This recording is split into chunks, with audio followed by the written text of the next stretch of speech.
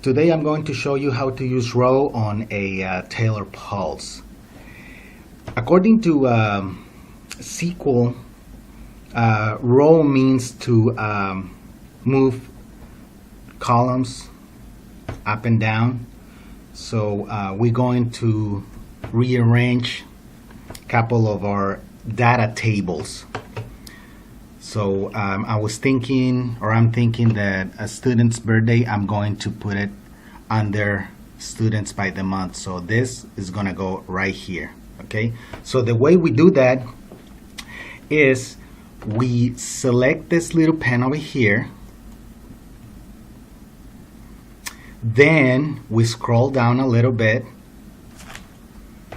then after that we search for a row, which is this one over here. It's right here is the second option. First is hide, and then it's row.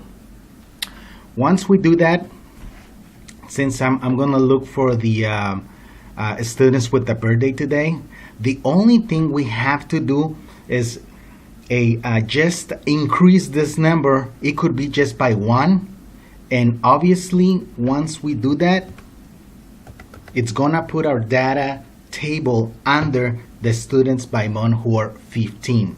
So I put 521, we scrolled up, we saved the job, we return,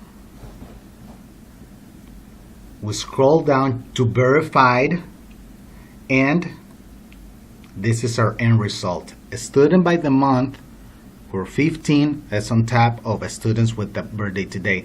Now you can apply this to any of the data tables, or even to the mirror graph, or depends how you want to rearrange that.